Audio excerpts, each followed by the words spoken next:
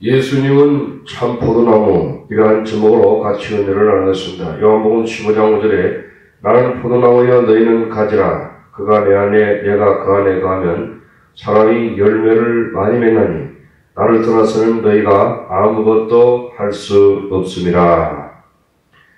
요한복음 14장 끝에서 예수님과 제자들은 다락방을 떠나서 겟세마네로 향하고 있었습니다. 가는 도중에 예수님은 포도나무와 과수원과 그 가지에 대해서 말씀하셨습니다. 어떤 학자들은 예수님께서 풍성한 포도를 바라보면서 깊이 감동하였다고 말하고 있습니다. 어떤 학자들은 예수님께서 예루살렘 성전에 문이 새겨진 금으로 된 포도나무 그림과 동으로 만든 성전 문에 영향을 받아서 포도나무와 가지에 대해서 말렸다고 말합니다. 어떤 경우든 간에 예수님은 하나님과 예수님 간의 밀접한 사랑의 관계와 예수님과 제자들 간의 사랑의 관계를 가르쳐주고 있습니다. 예수님과의 관계와 그 관계를 어떻게 계속해서 유지하는가를 제자들에게 가르쳐주고 있는 것입니다. 우리는 오늘 이러한 교훈이 필요합니다. 예수님은 우리들에게 어떻게 하나님과의 사랑의 관계를 갖고 또 이웃과의 사랑의 관계를 갖는지를 가르쳐주고 있는 것입니다. 그것은 쉽지 않습니다. 실제로 예수님의 가르침은 우리에게 교훈을 줄 것입니다. 예수님의 진리는 실질적이고 지속될 것입니다. 첫째, 예수님은 참 포도나무이십니다. 요한복음 15장 1절에 내가 참 포도나무요 내 아버지는 그 농부라. 예수님은 포도나무와 그분 자신을 비교하고 있습니다. 제자들에게 이 포도나무 비유는 익숙한 은유였습니다. 그 땅 그 지역에 포도원은 쉽게 찾아볼 수 있었습니다. 예수님은 자신을 참 포도나무라고 말하고 있습니다. 이것은 예수님은 독특하고 진실된 분으로 특징 지어줍니다. 이것은 구약에서 흔히 포도나무라고 부르는 것과 구별됩니다. 시편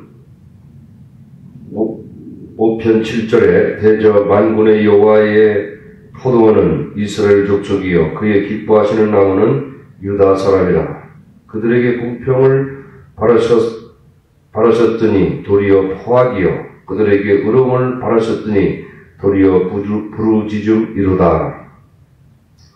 하나님은 이스라엘을 가나안 땅에서 포도나무같이 심었습니다. 시편 80편 8절에 주께서 한 포도나무를 애굽에서 가져다가 열방을 쫓아내시고 이를 심으셨나이다. 하나님은 이스라엘 백성들이 거룩한 삶을 통하여 의와 공의의 열매를 보기를 원하셨습니다. 이렇게 열매를 맺는 것은 세상에서 하나님의 존재를 비추고 하나님께 영광 돌리는 일이기 때문입니다. 그러는 대신에 이스라엘은 우상 숭배에 빠지게 되었습니다.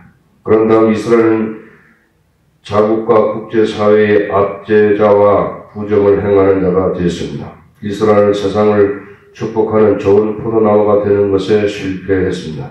많은 사람들이 한국이 오늘날 세계를 축복하는 나라라고 말을 하고 있습니다. 가정에서 도덕적 부패와 사회의 폭력이 이런 기대를 찍어버리고 꺾어버리고 있는 것입니다. 이사야는 이스라엘 백성이 하나님의 목적을 위하여 살지 않는 데 있어서 유감스럽게 생각하였습니다.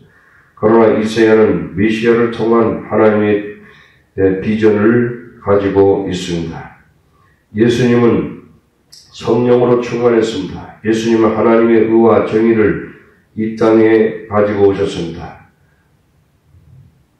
이사야 11장 9절에 나의 거룩한 산 모든 곳에서 해됨도 없고 상황도 없을 것이니 이는 물이 바다를 덮음같이 여호와를 아는 지식이 세상에 충만할 것이라. 예수님께서 참 포도나무시라고 할 때 하나님의 백성인 이스라엘에 실패했을 때 예수님은 하나님의 뜻과 목적을 완성하러 오셨습니다. 예수님은 이스라엘이 할 수 없었던 것을 하셨습니다. 예수님은 참되시고 영원하신 하나님과의 관계를 가질 수 있는 길을 여셨습니다. 로마서 8장 3절에 율법이 육신으로 말미암아 할 수 없는 것을 하나님은 하시나니 곧 죄를 인하여 자기 아들을 죄 있는 육신의 모양으로 보내어 육신의 죄를 정하사 육신을 쫓지 않고 그 영을 쫓아 행하는 우리에게 율법의 요구를 이루어지시게 하시니라. 예수님을 믿음으로써 우리는 죄 용서를 받게 되고 하나님의 의를 가질 수 있고 우리는 하나님 앞에서 은혜와 성령의 능력으로 살 수 있습니다. 예수님은 하나님과 생명의 관계를 회복하였습니다. 오직 예수님이 이 일을 하셨습니다. 예수님은 참 포도나무이십니다. 1절에서 하나님 아버지는 농부라고 말씀하고 있습니다. 사실 아버지는 그분 뜻대로 경작하는 포도원의 주인이십니다. 아버지 하나님은 포도원을 잘 돌보아서 열매를 맺게 하십니다. 요한복음 12장 2절에 15장 2절에 무릇 내게 있어 과실을 맺지 아니하는 가지는 아버지께서 이를 제해버리시고 무릇 과실을 맺는 가지는 더 과실을 맺게 하려 하여 이를 깨끗게 하시느니라. 농부인 하나님은 열매를 맺지 아니하는 가지는 잘라냅니다. 이 가지들은 열매를 맺지 않고 영양뿐만 아니라 나무로부터 받는 자들입니다. 현명하신 농부인 하나님은 열매 맺지 아니하는 가지를 잘라내어서 열매 맺는 가지에게 풍성한 영양분을 공급합니다. 하나님은 열매 맺지 아니하는 가지를 잘라냅니다. 이것은 교회 지도자들이 열매 맺지 아니하는 사람들을 필연적으로 내쫓아야 한다는 것이 아닙니다. 예수님은 가룟 유다를 끝까지 사랑하였습니다. 그러나 하나님은 그분의 절대 주권으로 유다를 잘라내셨습니다. 이런저런 일로 열매 맺지 아니하는 사람들은 하나님이 사역에서 사라집니다. 이것은 엄숙한 진실입니다. 농부는 풍성한 가지의 열매 맺는 것을 위해서 가지를 칩니다. 가지치기는 건강한 줄기의 새싹을 풍성한 수확을 위해서 잘라내는 것을 말합니다. 열매 맺는 하나님의 종들은 가지치기 하는 것이 필요합니다. 가지치기 하는 일은 고통스러운 일입니다. 영적인 성장은 고통스러운 훈련이 필요합니다. 히브리서 12장 1절에 무릇 징계가 당시에는 즐거워 보이지 않고 슬퍼 보이나 후에 그러므로 말미암아 연단한 자에게는 의의 평강한 열매를 맺나니. 이 가지치기를 진심으로 받아들이는 것은 우리의 신앙과 목회의 하나님의 절대 주권을 받아들이는 것입니다. 요한복음 15장 3절에 너희는 내가 일러준 말로 이미 깨끗하였으니 깨끗하게 되다는 단어는 가지치기 하다는 말과 헬라어에서 같습니다. 그러므로 사람을 깨끗하게 한다는 의미는 하나님 말씀에 의해서 마음을 가지치기 한다는 의미인 것입니다. 히브리서 4장 12절에 하나님 말씀은 살았고 운동력이 있어 좌우의 날선 어떤 것보다도 예리하여 혼과 영과 및 관절과 골수를 찔러 쪼개기까지 하며 또 마음의 생각과 뜻을 감찰하나니. 예를 들면 아브라함은 땅에 있는 모든 민족, 모든 사람에게 축복하는 사람으로 부름을 받았습니다. 그러나 그는 부르심 받은 이후에 13년 동안 평범한 사람으로 살았습니다. 사라의 여종 하갈이 낳은 이스마엘을 키우면서 즐겁게 살았습니다. 그 후에 하나님께서 나타나셔서 그에게 말씀하셨습니다. 창세기 15장 5절에 이제 후로는 내 이름을 아브라함이라 하지 않냐고 아브라함이라 하리니 이는 내가 너로 열국의 아비가 되게 하려 하시니라. 하나님의 말씀이 아브라함의 마음을 단련시킬 때 아브라함이 가족 중심의 사소한 욕망을 잘라내고 열국의 아비가 되게 하였습니다. 후에 아브라함은 하나님을 기쁘시게 하기 위해 이스마엘을 내어보냈습니다. 그 후에 아브라함의 가정은 편안한 안식처가 되었고 하나님은 그를 축복하였습니다. 말씀을 통하여 예수님의 제자들이 이기적인 마음과 운명론적인 생각과 죽음에 대한 두려움을 씻어줬습니다. 요한복음 9장 3절에 예수께서 대답하시되 이 사람이나 그 부모가 죄를 범한 것이 아니라 그에게서 하나님이 하시는 일을 나타내고자 하심이라. 요한복음 11장 14절에 이에 예수께서 밝히 이르시되 나사로가 죽었느니라. 내가 거기 있지 아니한 것을 너희를 위하여 기뻐하니 이는 너희로 믿게 하려 함이니라. 그러나 그에게로 가자 하신데 때때로 제자들은 예수님이 그들을 너무 꾸짖는 것처럼 생각했습니다.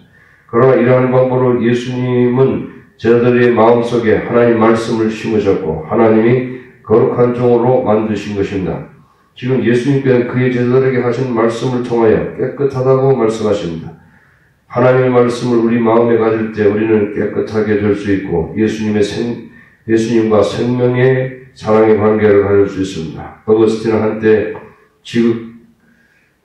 지적인 쾌락주의자였습니다. 어거스틴이 방향을 잃고 부도덕한 생활을 그의 어머니 모니카가 이의 마음을 상하게 하였습니다. 그리고 어머니 모니카는 어거스틴을 위하여 눈물로 수년 동안 부르짖었습니다. 그 다음 어거스틴은 로마서 13장 13절을 읽었습니다. 낮에와 같이 단정히 행하고 방탕과 술 취하지 말며 음란과 호색하지 말며 쟁투와 시기하지 말고 오직 주 예수 그리스도로 옷 입고 정욕을 위하여 육신의 일을 도모하지 말라. 어거스틴의 마음은 깨끗하게 말씀으로 씻었고 위대한 하나님의 종이 되었고 신학자가 되었습니다. 베드로전서 1장 23절에 너희가 거듭난 것이 썩어질 시로 된 것이 아니요 썩지 아니할 시로 된 것이니 하나님이 살아있고 항상 있는 말씀으로 되었느니라. 누구든지 하나님의 말씀을 받을 때 있는 자는 예수 안에서 새 생명을 받습니다. 이 새 생명을 받는 것은 믿음의 시작입니다. 우리는 성장하는 것과 열매 맺는 법을 배워야 할 것입니다. 아멘.